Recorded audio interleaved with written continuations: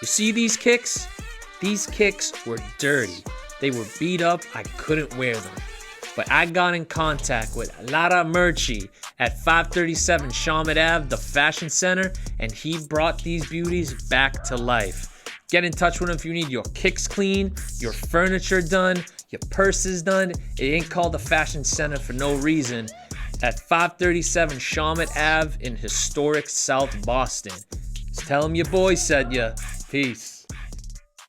What is going on, good people? Thank you for tuning in to another episode of Say That Podcast, where you know I'm always yelling, don't say this, say that. I want to thank everybody who tuned in my last episode with Try. It was a really dope one. If you haven't already, it's on my YouTube. Please go to it, leave a like, comment, and hit that subscribe button. And as always, make sure you follow the podcast on Instagram, say_that_pod, and follow myself, REPETE617 on the gram. Now today, ladies and gentlemen, I told y'all, as we approach episode 100, I want to get the heaviest hitters in here as much as possible. You know, I want these people who, when you hear them, it's like, make that grunt face, you know what I'm saying? Make that damn type of face. And today's guest is no short of that. He is easily one of the best lyricists from this state. Please give a warm Say That welcome, all the way out from Springfield, Massachusetts on a night like this. Fabeyon, what's going on, man? Peace, y'all. How you feeling, man? I'm feeling good. You know what I'm saying? I'm feeling all right. I haven't been in the studio for a little while, so, you know, it's good to be back. It's good to be back with someone like yourself. Appreciate you, brother. Appreciate you having me, man. Of course. How's your year been going so far? Active, productive, you know, positive. So far, so good. You know, I'm planning to keep it that way for sure. Of course. Well, like I said, man, you know, you're one of, hands down, the most prolific freestyler in the state. Thank you, bro. I remember the day I came across your Instagram was via terminology, which we'll get to later, but it was like, wow. It's like, you know, I heard your songs, but it was like, the freestyles are just, because, you know, I appreciate a good freestyle. You know, we always have, you know, the guests, if they want to freestyle on this show, it was like, damn, like, just the putting together the words and, like, making it all line up. Like, that's why I couldn't get into music like that, you know what I'm saying? I'm not good like that with the bar work and stuff like that. So I personally feel like you could, like, freestyle your own novel or something like that, you know what I'm saying? Like, just write a book right off the top. So how were you able to hone that skill and, like, you get better with each freestyle that you drop? Wow. Well, I appreciate that, brother. Man, you know, it's just time, you know, over the years, practice, conditioning, you know, like, just continue to nurture your craft, you know what I mean? And just the type of, you know, MCs we grew up listening to, like that inspired me. So it's like, you know, you want to come with it every time, you know what I mean? And you want to continue to grow and elevate your craft, like I said. So, you know what I mean? Absolutely. Well, like you said, you know, the MCs you grew up listening to, obviously, you know, you work closely with one like terminology. Mm-hmm. How did that relationship come up for you? And how have you been able to put your name in these rooms with these other MCs? Because I've seen you at a bunch of festivals out in New York. You know, I've seen all the legends that were there. You know, for someone like yourself who grew up listening to them, it must be very humbling, but also kind of inspiring in a way that, you know, you were able to craft your whole career, and now you're in these rooms with these types of legends. Absolutely. Well, as far as Turn, man, I forgot the year, but it was a showcase that he did in some city in Mass. I can't even remember what part of Mass it was, but I opened up, you know what I'm saying, for him. And then, you know, we met each other there, introduced myself. After that, I ended up getting him on a feature for my first album, Beyond Will. And from there, it's just, you know, we became brothers. You know what I'm saying? That's my older brother, and, you know, he you know, whenever he got an event or he got a situation going on, you know what I'm saying? I just show up and, you know what I mean? We get busy, man. So absolutely. Shout out my bro Term, yo. ST. Yes, absolutely. But, you know, aside from that, like I said, you know, you were at these festivals with all these different legends, and I imagine you being the hip-hop fanatic that you were growing up, and then seeing that, you're like, damn, I really have to take a step back and appreciate, like, all the hard work that I did personally for yourself. So what was that feeling like when, you know, you finally, maybe in the sense that you're like, yo, I kind of made it here a little bit? Yeah, you know, it's like when you know you young and you got a certain dream, you know, you a little kid, and it's like you always knew what you want, and what's gonna come with it. Like, you understand what I'm saying? So it's like just being around those type of individuals, like the legends. It's like I'm definitely grateful to be in those type of rooms and in that presence. So I just, you know, it's like you said, it's an inspiration still. Yeah. You know, and it's like it definitely gives you like that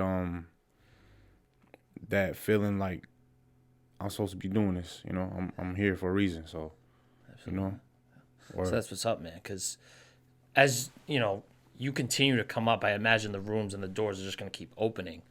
But one thing that a lot of artists can remember is that exact pinpoint moment when they, whatever age you were, where you decided it's like, yo, I'm going to do this. You know, I'm going to take that leap. So what was that point for you? Yeah,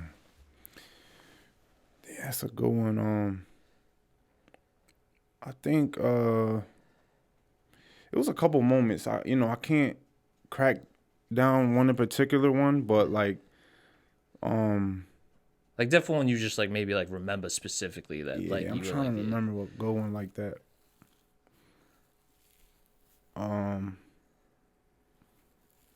I just know like in the beginning, the very beginning, one of them was, you know, just lunchroom days. of course. You know what I'm saying? The ciphers and just the type of reaction I got. This one, you know, like the first one was like, all right, I know that, you know, this is what I want to do, like for life. And you know, like I said, I had a couple more moments as the years went by, the, you know, bigger platforms and you know what I'm saying, the like you said, the type of MCs that I grew up listening to, hearing me and giving me my, you know, like my props. Those are the type of moments I was like, all right, you know, now it's serious. Real, like, you know what I mean, right? You know what I'm saying? And Intern was one of them people, like, because I've listened to him since I was, you know, in middle school. Right. Been doing this shit for almost 20 years, man. Almost going on 25 years. So that was another, you know, significant moment where it's like, all right. Absolutely. You know? Because, you know, rap, a lot of people look at it as like kind of a hobby, but it's like if you told someone, it's like, yo, I want to rap to make money, they're like, all right, but what's like the real job you want to do? You know what I mean? It's like, because as cutthroat as the industry is, and it's like, you really have to be like a step above the rest to actually be like, yo, I want to make money off this. This is like, this is my life. This is my job. Exactly. So I'm going to treat it as such. It's not just a hobby. Because before, you know, right now, whatever people want to say, you know, you're going to take a loss right when you start off making music and stuff like that. I did it personally with the podcast, you know. It just is what it is. It's how the industry goes. But to see someone navigate those trials of like, yo, this is my real job. Like, you know, why are you saying it's my fit? It's like, you know, not my real job. So I'm just curious to how cutthroat this industry is. What are some ways you kind of navigate around that and you kind of take a step above the rest to show people that, like, you know, I can challenge others, even though it may not seem like a challenge. But even still, to make it in this industry, you got to be excellent. Right. So I'm just curious how you have approached that kind of concept.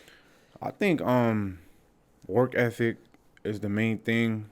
You know, being willing to travel a certain amount of hours when you really don't want to. You know what I'm saying? Like, damn, you know, when I get there, it's going to be worth the drive and the time, the money. But I just think, you know, I kind of had that instilled in me at a young moment, like a young period in my journey, that now it's just like, you know, it's like, it ain't nothing. Like, you know, you just get up and go and willing to sacrifice, man. Sacrifice is the main thing. And certain artists, they're not willing to do these things. That's why they see the type of results that they see. And the others who take that extra step, then that's what they're going to get. Absolutely. So I feel like that's one thing is, you know, just working hard and, you know, just sacrificing a little bit more. Of course, because I like how you said, you know, are you willing to travel to these places? Right. And being from Massachusetts and really just New England in general, I tell artists this all the time. New York's only a 4-hour train or bus ride. You want to take a plane, that's half hour. You know what I mean? Right. That's the mecca of hip hop right there. You know, and I saw you out there on the radar, which again, another freestyle you killed. You know what I'm saying? Appreciate also, while you on bars on I-95. So that's the main thing an artist from this area has to realize. Like, if you want to go to LA, go ahead, but know that New York's right there, you know.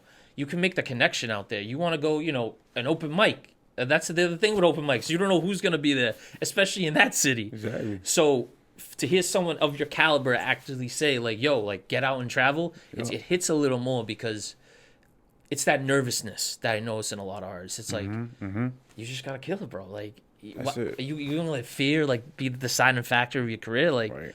you could be the next somebody. You know what I'm saying? Exactly. Or you could be the next yourself. How you Right, gonna the know first if yourself, yeah. how you gonna know if you don't take that extra step and, like you said, Exactly. willing to sacrifice that money? It's like, yeah, I know people struggle with their jobs, money comes and goes, but like, I've given up on this podcast once. You know what I'm saying? So I feel how people would feel with Right. giving up on like rap, but Right. I just feel like in terms of podcasting and rap, giving up on rap would hurt a lot more because of how like instilled it is in the culture and how like exceptional someone can be and not realize that until it's too late and then they gave up. Exactly. You It's know like, what I mean? just like you said with the podcast, like, you know what type of time and effort you put into it, like, and you know, you realize like you came too far to quit now. You know what I'm saying? Right, of course. And you know your purpose, you know what you really want to do, and if it means that much to you, Yeah, then you sticking with it, you know? Stick to your guns, and you know what I'm saying? of course. That's it, man. Absolutely. But to go on that, I'm sure, you know, there's been a lot of like self-doubts in your career, you know, a lot of maybe, you know, writer's block, you know, your creativity may be shot. That was kind of me recently to start the year. But again, we overcome these hurdles. So I'm just curious, when those moments have come up for you, what's kind of one way you've gotten yourself out of that funk? It's mad ways. I feel like I try to draw inspiration from all over the place. You know what I mean? Like, you know, if I got a little writer's block one day, anything I could just grasp and, you know, like capture in that moment, read a book, you know what I'm saying, take a walk, have a conversation with somebody, you know what I'm saying? You know, it's something, you find substance in any of those things, like any little thing, and just, you know, or just sit down and just, you know, like read, you know, get your thoughts together, and, you know what I'm saying, it might take a second, but, you know, just being patient and letting it flow, letting it come to you, you know what I'm saying? So things like that. Absolutely. Because you got to find substance, like you said, in the world around you. Like, you know, creativity is all around. Right. And to have, you know, those moments come from like somebody else. And I got to give a quick shout out to your producer, Nexus, who is here tonight. I know he's not on the camera, but he's behind the camera. I appreciate him pulling up as well. It's good to see, like, or not see, but rather hear the story of how two creatives can like help each other. You know, because two creatives who understand, like, you know, I fully understand if you had like a conversation about rap to maybe like a friend who wasn't like well versed in the history of it or like the industry. I could maybe see like not get enough substance out of that, but at least you got somebody to hear you. But then, you know, you're able to link up with a guy, you know, you can say, you know, maybe is your producer or, you know, your mixer, your engineer, and be like, yo, I'm struggling right now. Like, what's the deal? Like, and then that's how, you know, we only got each other in terms of rap. I understand rap is competitive, but if you form a team, if you got, you know, your people, it really seems a lot easier. You know? Yeah. Absolutely. Sure. So to go on that, as I mentioned previously, you know, you're all the way out here from Springfield. The one thing I notice about artists from Massachusetts that I love the most, they take the biggest pride in the city they from. Because I say it all the time. It ain't just all Boston. You know what I'm saying? We got Lowell, Lawrence, Lynn, Brockton, and now even Worcester out where you're at too as well is a big mecca for hip-hop over there. So as you go about your career, how do you want to rep Springfield? And how do you want to make people hear you that, yo, this is Springfield's boy right here? Man, you know, born and raised, man, Springfield, you know, there's a lot of innovation that came from the city. You know what I'm saying? Birthplace of basketball. Right. You know, other things like I just want to be a good representation of, like, you know, like you said, this MC and somebody who repping hard for hip hop, like, you know what I mean, and just making a good example to you know, the younger artists, you know what I mean, and just having an impact for my people in the city in general. You know what I mean, so that's it, man. You know, I want to continue to hold it down, and put on. Right, you want to give them something. sure. You want to give the young kids something to look up to, right? And not only Springfield, but like you said, mass in general, because you know, we like you said, we proud of where we from. And you know what I'm saying? That's not Definitely like, wear it on our sleeves. You know what I'm saying? Yeah, you know. So when we go to other states and different parts of, you know what I'm saying, the country, of course, you know, we want to put that stamp down, like this. Because admittedly, you know, our state isn't like even the city itself of Boston. It's not like, you know, Atlanta, where you got all these industry people from. New York City, LA, you know, some parts of Florida.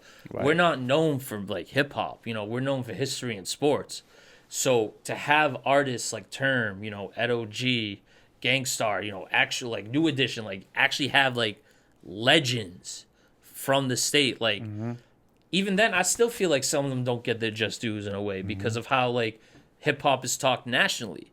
You know, they don't talk about them in terms of like the annals of history of hip hop. It's more of like the Biggies, the Tupacs. That's why you always got the New York, California, West Coast, East Coast beef. So when someone who is listening to this, or someone who listens to, you know, your music or anybody else's from Masses music, just know that we're gonna wear it on our sleeves because that's it. We, like I said, we are what we got, but just know that like this is why we rock for it, because we're proving that we're known for other shit. It ain't just history and sports. We got heavy hitters out here. That's a fact. You know what I'm saying? That's a fact. Right. That's a fact. So that's why I'm thankful for platforms like Bars on I-95 and on the Radar. I've actually seen like a lot of Massachusetts artists on there. Shout out to them, man. I'm like, yo, that's it. You know, they doing it right. That's what I want to see. Shout out to AB, man. Bars on 95. I seen the you know, the elevation from day one. Right. Like I was one of the first people on there. Yeah. You know what I'm saying? And you know, his formula was just ill. Yeah. How he, I mean, and on the Radar too. Shout out to them because, like you said, I see a lot of new artists and they definitely putting on, man. Of course, gotta do it. But being from the state of Massachusetts, as I said, you know, Boston known for history of sports. We're the city of champs. Of course, over the last decade, you know, or even 2 decades, we've enjoyed probably the most success of any city on the planet in terms of sports. So how is being from Massachusetts, a state known for all the success, kind of make you want to go harder in your own field of artistry and rap? Because it is easy to draw inspiration from a city you've seen so much success from. That's it, man. Like you said, like, you know, you see the sports aspect of it. They winning the chip, so it's like you're not about to go out there and, you know what I'm saying, like do nothing mediocre, and like you want to bring the chip home too, like you know what I'm saying. You want to represent the same way, so that's basically it. That's a fact. Kind of want to keep the same.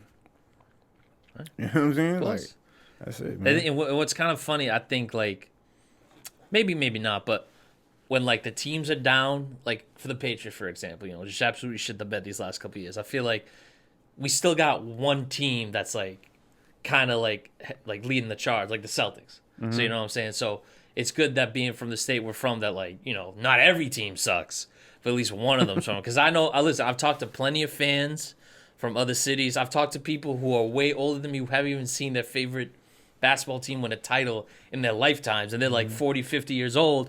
I'm 28 and I've already seen 2 of them, you know, let alone the Patriots. I've seen all 6. Red Sox I've seen 4. Bruins I've seen 1. So it's like, I'm gonna flex that, you know what I'm saying? Like, I ain't trying to be humble. It's like we're trying to win this chip every year. Fuck you mean? Right. Like, you know what I mean? So that's another part of the reason why we go as hard as we can, because we know we're capable of that. Exactly. But I did want to ask you this, because this is something personally I have been struggling with, and I'm not trying to make you my therapist or something like that. I just want to get like a little your take on this. You know what I'm saying? I kind of struggle with the fact of how I measure success. You know what I'm saying? In the podcasting realm, it comes and goes. It's like, you know, you get a certain amount of views, certain amount of clicks, like, you know, IG falls, whatever, like Reels is whatever. So how do you personally measure like your own success, and to get into the point that you want what's next to be in front of you? Because I know every journey, not to cut you out, I know every journey is different, and I know everybody does it some different way. So kind of in a way to make you feel, to stay grounded and know that like there's always something better coming. Yeah. Man, me personally, bro, it's like when I get DMs from people across like in a different country, somewhere I never even heard of, you know, different continent, telling me like, yo, you know, I listen to you every day, and you know, you changed, you know, you kind of made an impact on me with this song. Mm-hmm. You know what I'm saying? And like that's to me is success in itself. Like, you know what I'm saying? Mm-hmm. You know, it's like you making someone's life better. Yeah, you know what I mean? And you know, you would never think that like, wow, somebody that far away is listening to me. Like, that's dope. Yeah. So it's not always like something material or you know, physical or something like you know what I mean? And or a money number, or how many views you got. But little things like that, I feel like, I'm that's success to me. Mm-hmm. You know what I'm saying? And just knowing if I continue to grow that, then I should be all right. You know, I feel like the other things will follow after that if I continue to just, you know, stay true to myself and have certain individuals like that reach out to me. Of course. I'll be all right. Well, that's very well said, because that kind of makes me think about how when I first started, you know, I expected the people to, you know, who I should to tune in and follow me. Obviously, the number one rule with anything creatively is your fan base isn't your friends. It's everyone else. Like you said, the people from other countries, people from, you know, in other states, whoever it may be. But those like people that I went to high school with that I didn't talk to for a while that, you know, pop up and follow the podcast, I'm like, damn, like I like that kind of hits more as opposed to like the friend that's like with me every day. Because like, not for nothing, you kind of expect that friend to do so, but to see someone like you really haven't talked to in a while, but you stay kind of connected with, that is kind of like, I would say my version of like humbleness, but also a bit of success, because it's because like I said, you know, I stopped this podcast before for 18 months. And then, you know, when we come back, everyone was excited. You know, I was happy to be in a new studio, obviously, with my man Mike behind the camera. So everything's working out. You know what I'm saying? That's like the rule I have for 2025 is undeniability. You know what I'm saying? Just always got to show you're here, you're willing to do the work.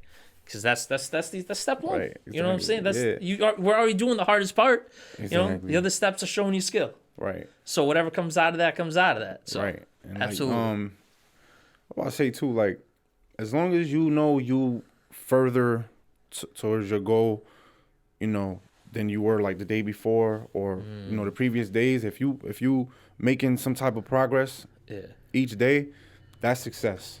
You know what I'm saying? Like, that's success. So. And I got to give a shout out to my man Noble, who runs the Museum TV, because he has a saying, it's an inch a day. That's it. There you go. Simple as that. You know what I'm saying? It's a very easily to follow model that it's simple. Just got to respect your inches, as he said, you know. That's it. Brick by brick. That's that. Absolutely. That's it, man. One play at a time, man. And you get to where you're trying to go. Absolutely. But as I said, you know, you're a sports fanatic. I've heard from Pat, you know, you kind of know your way around the sports world. Because I can't really have these conversations with a lot of rappers, because a lot of rappers, you know, they're really deep in the game, which is cool. You know, you know your history of rap, as you should, hip hop, absolutely. But I'm trying to talk a little sports here. You know what I'm saying? No, so I mean, I'm you know, I know a little something. You know what I mean? You know what I'm saying? So basketball definitely. Well, that's why I gotta ask, yo, what the fuck's up with the Celtics right now, my dog? What's up with them? They've been shitting the bed recently. Word? Yeah. So for like the last. Their last 10, they're like 5-5 or something stupid like that. But basically, they're not the championship team we once knew last season. And to get you a little heads up, it's frustrating to watch, because you know you're capable more than that. I just seen them blow out the Warriors like yesterday, right? Yeah, and that's like one of the rare you can play like that. Why aren't you playing like that every night? That was like a 40-point game, bro. Right. I think it was 50. It was 125 to 85. It was the worst loss we gave the Warriors at home in their history. Yeah, we can't do that every night. I've been really locked in last few weeks though, like with my music. So of course, I haven't been, you know, tapping in with with basketball as much as I should be. Yeah. But like right before that, I feel like they was on a good run. But so when you just said that. So what happened was, we were at home against the Pelicans, who, keep in mind, haven't won like 10 games yet. They had a 1 point. They went to overtime and only squeezed out by one against like an 8-27 Pelicans team. and then they go to Toronto against a 9-27 Raptors team and lose. I'm like, do you see my frustration? Yeah, you know what I'm saying? Like not consistent with it. Right Absolutely now, not. That's why I tell rappers, it's like, you know, yeah. you want to model yourself after Boston, But the consistency, you got to be more consistent than the Celtics are right A lot of times, though, like, what we in, like, the middle of the season right now? We're just about to be at the All-Star break. So I feel like a lot of times, like, you know, when basketball starts and they see teams, like, struggling in the beginning, they kind of jump the gun like, oh, they out of here this year. Yeah. But, you know, it's like the middle of the season. There's going to be some changes, you know what I'm saying? And yeah, you know. We're going to see teams like, I mean, OKC and Cleveland are playing out their fucking minds. They're playing how we were playing last year, and I'm surprised at that. Doing good too. Yeah, they don't even have 10 losses yet. They're still at like eight losses. That's crazy. And the weird thing is, we beat them in the playoffs last year and beat them already twice this year. So it's like, what's good in the NBA right now? You know what I mean? Right. Because all I gotta say is, I got a bet. I put a futures in on FanDuel, Celtics to repeat. So. Don't let me down, bro. That's all I'm gonna say. Don't let me down. You know what I mean? What's up with Porzingis is still doing his thing, or so? What's even wild about that is, bro, he called them out. Like he called out the whole team. He's like, "We got no spirit. We got no grit. Like we ain't playing good." And this is coming from a guy who had to start the season injured. He didn't come into like mid-November. Right. So for him to be saying that, you're like, damn. Like follow the man's league. I mean, to be honest with you. I feel like he shouldn't even be saying that. It should come from Tatum or Jalen or like one of the vets like Drew. You know what I mean? Like those are your franchise players. Like, you know, Porzingis really isn't your franchise player. He's the third option. So I kind of want to see more dedication from Tatum and Jalen. Like, you know, don't get so soft because you already won a title. Like, go win another one. Right. You know what I'm saying? Like. That's why it's like I've been a Celtics fan all my life. I've seen everything frustrating they possibly could do to me. Yo, what was good with that the USA situation? With Jalen? Yeah, he didn't. So Jalen over last summer because we're in 2025 already, for the Paris Olympics, they were doing a whole selection and stuff like that. Obviously, I forget who got hurt, but somebody got hurt and they didn't pick Jalen. But that's because before that, Jalen came out speaking against Nike for like, you know, the child labor shit, like all the sneaky, dirty type of shit they did. Yeah. And Nike sponsors, you know, the USA basketball team, so they were like, don't pick him. And then the other problem was Tatum wasn't getting burned. Tatum was playing, but he was literally riding the bench for Team USA. And people could say it's like, oh, well, you know, LeBron was in there, KD, like. I get it, but that's what I was wondering. You know what I mean? I get it, but like, dude just won the finals. Like, you can't like, I didn't find some type of run for him. Yeah, I didn't get you know what I'm saying? So I feel like personally, the Celtics deal with a lot of bullshit from the media that and like other sports fans that we have to like be like, you're just wrong. Like, you know, whatever it is. Like maybe we sound biased because of the fans we are, but at the end of the day, bro, you're just wrong. That's it. You know, you are not correct. So. With you being a Hooper fan, who's one Hooper, could be all time, you know, don't go at it, that you would say kind of has the same game as you in terms of rap that you kind of see in hoops? CP3. Okay, I like that. That's my favorite player of all time. That's your okay, I like that because that's another guy who catches a lot of flack. So that's good to hear with CP3. It's like, it's just, you know, it's the underdog, you know what I'm saying? You know, I feel like he got counted out a lot, but he made it clear that like wherever he goes, he brings value to the team. Absolutely. You know what I'm saying? And brings them further than where they were at before he came. I think him being on the Spurs and like being like that starting point guard mentor to Wemby, I said to all my friends, I'm like, that's one of the best moves they could do for Wemby. You know what I'm saying? Because he's still a pass-first point guard. Like, and he's always has been. Perfect, right? When Rondo went out, like, when Rondo like retired or like kind of slowed down, like CP3 was still that game manager. Like, you know what I'm saying? I'll be surprised if he doesn't end up as a coach when his career's over. You know what I'm saying? He's that type of good with like game management and stuff like that.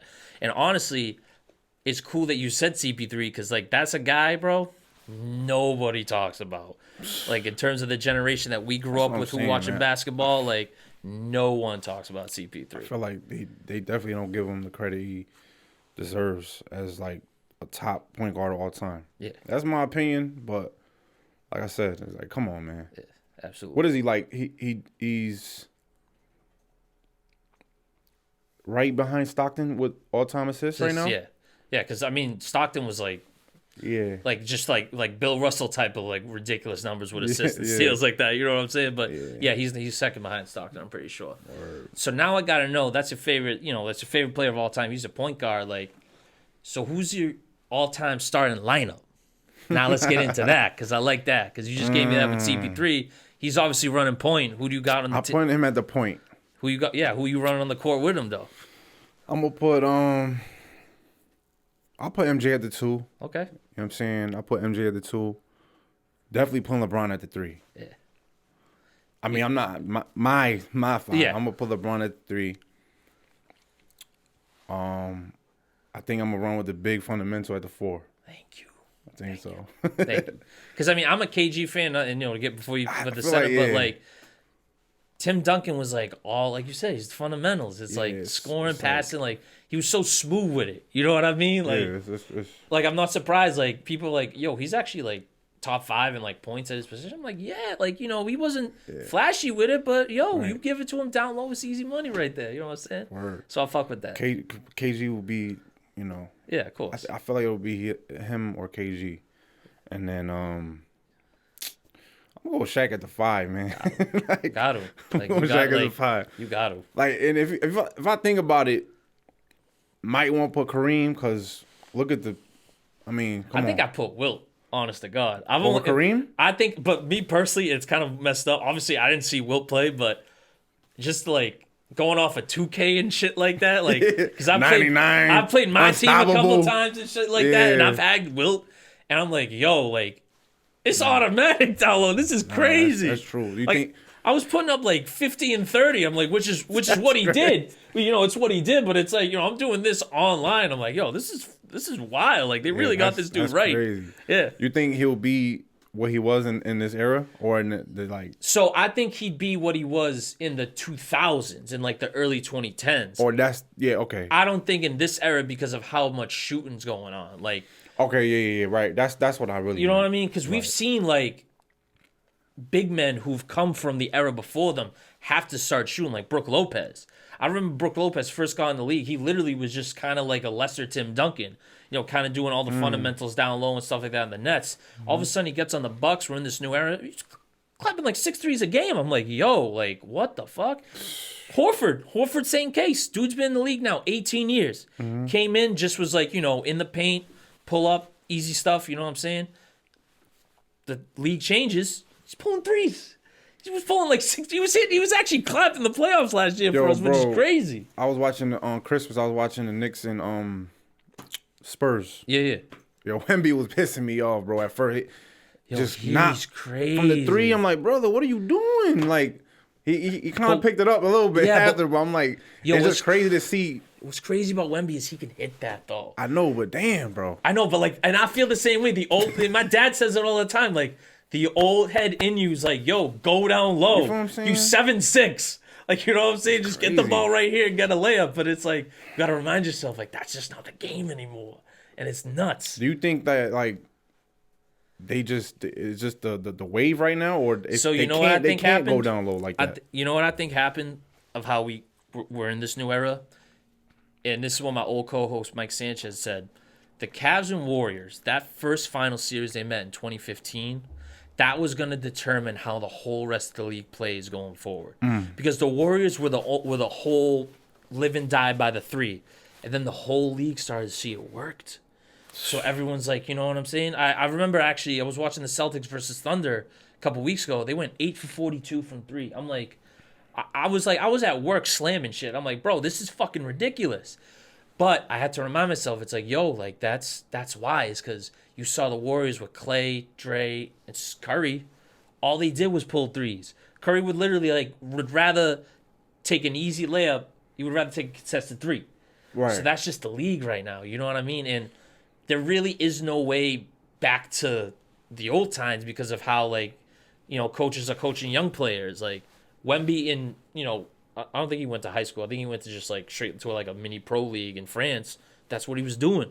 Luka was doing the same thing. Like that's how we're training the younger generation now is to be more shooters than they are actual facilitators down low. Right. So do I hate it? maybe I'm 50-50. I still always will be. We want to see some grown man basketball. Right, like, exactly. You know what I'm But like, you know what I'm saying? Like, I don't want it to get to the point where everybody start getting soft. That's what I'm like, saying. you know what I'm saying? So like the Tatum. So like, I'm not talking big men. Because I've seen big men do that all. Like, Jokic is, like, one of the craziest players I've ever fucking seen in my I was life. about to mention him right now. The numbers he puts up, he does it. He literally does it all. But I'm talking about, like, the Tatums, like, you know, I'm trying to think of, like, other, like, kind of on his level, like, Shy. Like, you know what I'm saying? Like, Yeah. go down low. Like, get a whistle. Like, I feel, and another thing I feel like with Tatum is, bro, he's always looking for the superstar whistle. Like, admittedly, they christen ball players with that. I've seen it firsthand. I've seen, you know, they did it with LeBron in Miami and up until Cleveland, and then he left Cleveland and he really didn't do it anymore. But like, you know, Tatum just wants that, like, to prove people wrong. Like, bro, you don't gotta prove anybody wrong. You just want a title. Like, Right. you know what I'm saying? You in these MVP conversations. Like, should you feel disrespected? Yeah, but like, yo, Paul Pierce even said it with him and his podcast and KG, which I fucking love. I love listening to that show. He should know because Paul Pierce is one of the most disrespected superstars ever. You know what I'm saying? Like, he always gets, like, catches so much flack for, like, this, that, and the other thing, so he should know. But, like, with Tatum, bro, like, just be a game. Like, you know what I'm saying? Stop trying to make shit happen. Stop trying to throw shit at a wall and hope it sticks. Just be a game. Like, you know what I mean? Like, the more you get in your own head and the more you let the media get in your own head, bro, Yeah. you cooked. You know what I'm saying? Right. That's a fact. So, that's what I would say about the Celtics and shit like that. You know what I'm saying? Word. But as we have started the year, you know, it's a whole new year, 2025. What's on deck for Fabeyon this year? Dropped my album this year, man. It's been a few years. It has been a few years. You know what I'm saying? Like, real quick, because I was talking to somebody recently about that, how they kind of took that break in between albums, that they still stayed consistent. Like, so was it kind of the plan for you to, like, maybe not drop an album, or just like you found yourself like just doing other stuff, and then you were like, wow, I really haven't dropped an album. Yeah. That's you know, I never stopped working. No, of course, that's what. Yeah, obviously not. I never stopped working. But just with the freestyles and all the stuff you did the in-betweens. Exactly. Yeah. I was doing a lot of in-betweens, you know. But it's just, you know, I'm about to start flooding shit, man. You know what I mean? Like, this year I really plan on putting out multiple projects, so. Listen, the streets need it. You know that's what y'all could expect. 25, man. Fruition, that's the name of the album, the first album I'm gonna drop. So that's almost done.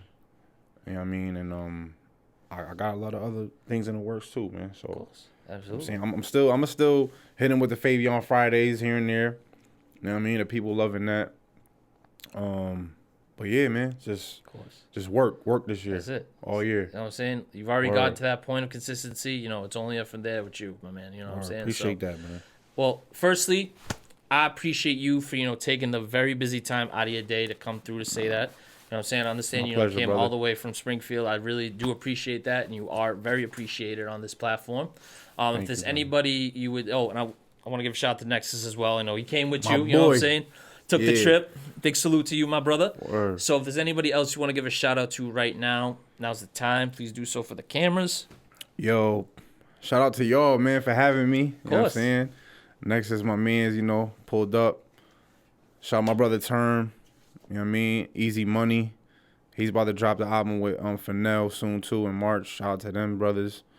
Man, shout out my brother T Swan, my boy Shamrock from back home. Real quick, that T Swan joint you dropped 4, 3, 2, 1. crazy. Good looking, word. Like, you know what I'm saying? I was like, whoa. Good looking, man. Because that's how, you know, I like to discover other people. And again, not to cut you off, but just shit come in my head. I'm like, wow, like, this motherfucker's like legit. Like, both of y'all, like, you know what I'm saying? Like, because like, I've kind of taken a step back in terms of my fandom of hip hop. And I said it to Nexus, like, really the only people I pay attention to are people from the state. Industry wise, it really is just Griselda. You know what I'm saying? So to hear like the shit you did with T Swan, it was like, damn, like this the shit I like. You know what I'm saying? I love to hear shit like this. You know, we trying to keep that feeling. Absolutely. You know what I mean? Restore the feeling, you know what I'm saying? Right, absolutely. Because in this generation of all like these pop rap and all these, you know, mumble rap. It's like, Right. you know, where's Exactly. the bars? You know what I'm saying? Where's the So work? one of the projects that I'm gonna release this year is gonna be with him too. That's what's up. So I look forward to that'll that. be the joint project with him. But yeah, man, shout out to y'all, bro. I appreciate y'all having me. This is a dope podcast, dope show. You know what I'm saying? I'm definitely keep tapped in with y'all. And Absolutely. I appreciate my that. pleasure, bro. Yeah, because we've been tapped in for like a while, like low key, like yeah. Word, that's I've been what's seeing up. like all your work behind the scenes and stuff like that. So it's really cool to see you come on here. And I'm very very thankful. You know what I'm saying? I'll say it 1,000 times. You know, coming all the way from Springfield, like you people got to appreciate that. Even if you just came out here for like a dinner, you know, you got to appreciate it. You know, you want to be out here, so he's out here, shit like that. So I really appreciate that. You know, where can people find you on your socials, of course, you know, because this is the point of the podcast. I want to introduce my fans to you and, you know, vice versa. That's what I like to do. Man, y'all can follow me all across the board at Fabeyon. I'm saying, keep tapped in, man. There's going to be a lot of work coming, so be on will, man. And make sure y'all be tapping into this because this is a name that you're going to hear in 5 years and be like, damn, this motherfucker really is it. So, That's a fact. With that being said, ladies and gentlemen, if you enjoyed this episode, which I'm sure you did, please leave a like and comment on the YouTube and make sure to hit that subscribe button. The numbers have been ticking up recently, and I'm very appreciative for everyone who's been tapping in. As always, you can follow the podcast solely on Instagram. It's say_that_pod. I know there's a lot of underscores. I've been trying to work on it. You know what I'm saying? we trying to fix things. And please follow my personal on there as well, REPETE617. And I want to thank everybody again who tuned into this episode. You are appreciated. We're on the road to 100. So it's coming up quick. Yo, it's crazy. Wow. I don't even know what I'm going to do yet, but just know that a celebration's coming. Mm-hmm. And all those, ladies and gentlemen, y'all know the drill. Y'all know I'm going to be yelling. Don't say this. Say that. Thank you. I appreciate that, Fave. You know what I'm saying? Doubt. Absolutely. And we will see y'all in the next episode. Yeah. Peace. Love.